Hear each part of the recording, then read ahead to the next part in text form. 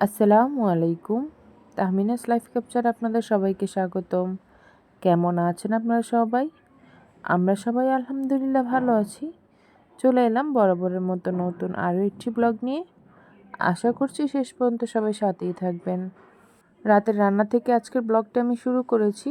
আমার কিন্তু লাইটটাতে খুব সমস্যা দিচ্ছে, রান্নাঘরের যে লাইটটা সেইটা।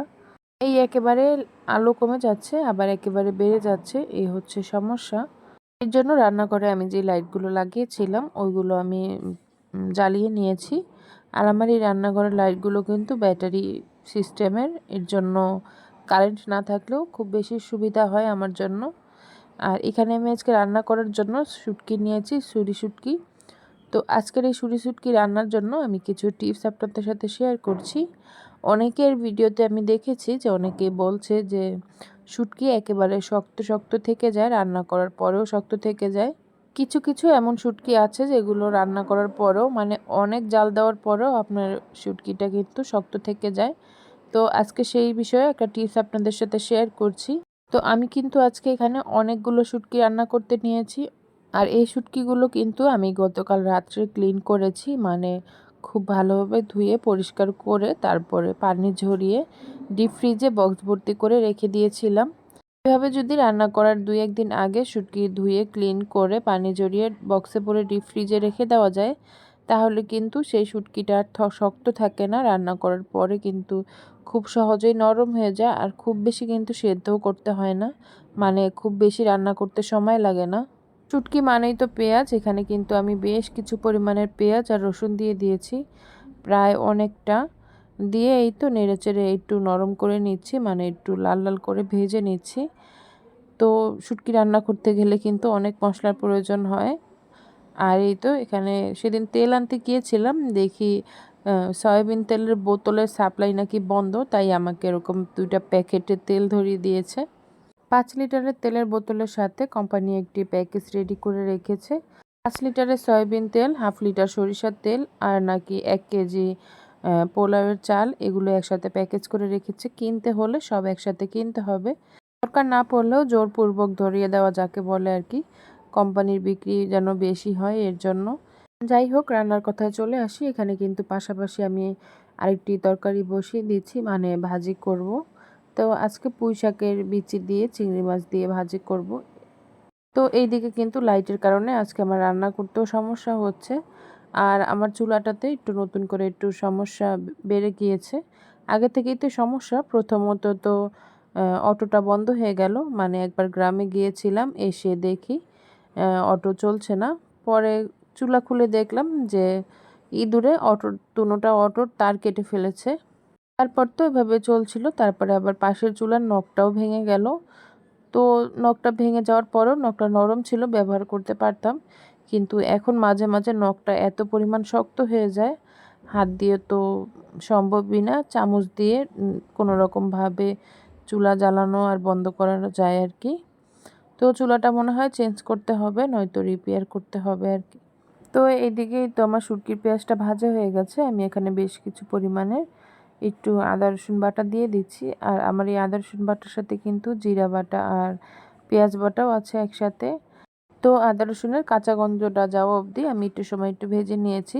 তারপর এখানে আমি গরম পানি অ্যাড করে দিচ্ছি মশলাটা কষানোর জন্য। তো একটু নেড়ে চেড়ে শুকনো মশলাগুলো আমি এখন অ্যাড করে দিব। আর এখানে আমি এখন দিচ্ছি লবণ, পরিমাণ মতো হলুদের গুঁড়া আর মরিচের গুঁড়া। মরিচের গুঁড়াটা একটু বেশি পরিমাণেরই দিচ্ছি, কারণ শুটকি তো একটু ঝাল না হলে খেতে ভালো লাগবে না। আর মোটামুটি কিন্তু অনেক পরিমাণ শুটকি আমার এখানে। তো আমি যখনই শুটকি তরকারি রান্না করি একটু বেশি পরিমাণে রান্না করি, কারণ ওখান থেকে কিছুটা শুটকি উঠিয়ে আমি ডিপ ফ্রিজে রেখে দিই। যখন খাওয়ার জন্য তেমন কোনো তরকারি থাকে না বা কোনো কিছু খেতে ভালো লাগে না, তখন কিন্তু সেই শুটকিটা বের করে খাওয়া যায়। আর শুটকি তরকারি কিন্তু ডিপ ফ্রিজে রাখলে স্বাদে তেমন একটা হেরফের হয় না, খেতে ভালোই লাগে। আর এখানে আমি খুব অল্প পরিমাণের একটু টালা জিরার গুঁড়া আর ধনিয়ার গুঁড়া অ্যাড করে দিচ্ছি। দিয়ে নেড়ে চেড়ে মশলাটাকে এখন খুব ভালোভাবে আমি কষিয়ে নিব। আর ভিডিওর এই পর্যায়ে এসে সেই পূর্ণ কথাটি আবারও বলে নিচ্ছি, যারা এতক্ষণ যাবৎ ধৈর্য ধরে আমার ভিডিওটি দেখছেন কিন্তু একটি লাইক দেননি, প্লিজ একটি লাইক দিয়ে আমার ভিডিওটি দেখা কন্টিনিউ করুন। আর আপনারা যারা নতুন আজকে আমার চ্যানেলটি ভিজিট করছেন, আমার আজকের ভিডিওর কোনো অংশ যদি আপনাদের কাছে ভালো লেগে থাকে তবে আমার চ্যানেলটি সাবস্ক্রাইব করে আমার সাথেই থেকে যেতে পারেন এবং আমার আজকের ভিডিওর ভালো এবং মন্দ দিকগুলো আমাকে কমেন্টস করে জানাতে পারেন।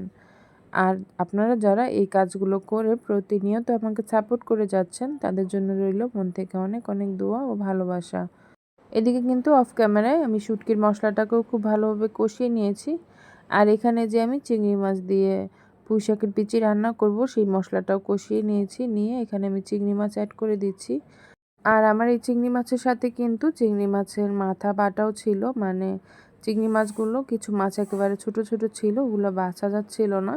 এর জন্য সেই ছোট চিংড়ি মাছগুলো ব্লেন্ডারে ব্লেন্ড করে ছাঁকনি দিয়ে ছেঁকে নিয়েছি, তো ওগুলোও দিয়ে দিয়েছি সাথে। আর এদিকে কিন্তু আমার শুটকির মশলাটা কষানো হয়ে গেছে, এখানে আমি শুটকিগুলো অ্যাড করে দিচ্ছি। আর শুটকিগুলো কিন্তু একেবারে নরম হয়ে গিয়েছিল ডিপ ফ্রিজে রাখার কারণে। তো দিয়ে নেড়েচেড়ে আমি খুব ভালোভাবে কষিয়ে নিব।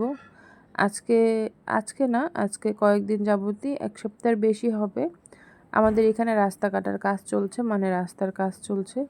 তো ওই রাস্তাগুলোই মেশিন দিয়ে কাটছে, আর চারিদিকে খুব আওয়াজের জন্য কিচ্ছু শোনা যায় না। তো আমার ভয়েসের সাথে আজকে প্রচুর পরিমাণ নয়েজ হতে পারে, প্লিজ সবাই ইগনোর করবেন। আর আমার যেহেতু প্রচুর পরিমাণে ঠান্ডা লেগেছে, তো আমার কথাগুলো শুনতেও আপনাদের একটু সমস্যা হতে পারে, সেটাও ক্ষমা সুন্দর দৃষ্টিতে দেখবেন। তো এইদিকে আমি ঢাকনা দিয়ে ঢেকে শুটকিটা কষাতে দিয়েছি। আর আমার যে চিংড়ি মাছের মশলাটা আমি কষাতে দিয়েছিলাম সেটাও কিন্তু প্রায় হয়ে গেছে। আর এখানে কিন্তু আমি বেশ কিছু পরিমাণের কাঁচামরিচ দিয়ে দিয়েছি, কারণ এই ভাজিটাতে একটু ঝাল না হলে ভালো লাগে না, আর অবশ্যই সেটা একটু কাঁচা ঝাল হলেই ভালো লাগে। তো এখন আমি এই যে পুঁইশাকের এই বিচিগুলো দিয়ে দেব। আর এগুলোতে কিন্তু আমি খুব ছোট ছোট করে কেটে পরিষ্কারভাবে ধুয়ে নিয়েছি। আর নরম নরম যে ডালগুলো ওগুলোই কিন্তু নিলে ভালো লাগে, শক্তগুলো নিলে কিন্তু এতটা ভালো লাগে না। তো নেড়েচেড়ে আমি এখন ঢাকনা দিয়ে ঢেকে দিব। আমি কিন্তু ভাজিটাতে কোনো পানি ব্যবহার করব না, ঢাকনা দিয়ে ঢেকে দিলে এটা থেকে বেশ কিছু পরিমাণের পানি বের হবে, সেটা দিয়ে কিন্তু রান্নাটা হয়ে যাবে।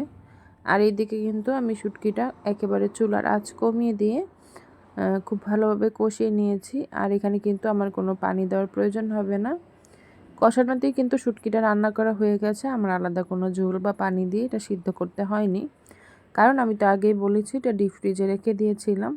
এর জন্য কিন্তু শুটকিটা একেবারে সফট হয়ে গেছে। আমার শুটকিটা কিন্তু প্রায় রান্না করা হয়ে গেছে। আমি এটাকে আজকে একটু বাগার দিয়ে নিব, একটু ভিন্ন টেস্ট দেওয়ার চেষ্টা করছি আর কি। সবসময় তো আর একরকমভাবে খেতে ভালো লাগে না। তো আমি একটা হাঁড়ির ভিতরে বেশ কিছু পরিমাণের তেল আর পেঁয়াজ নিয়ে নিয়েছি, নিয়ে এটাকে একটু হালকাভাবে ভেজে নেব।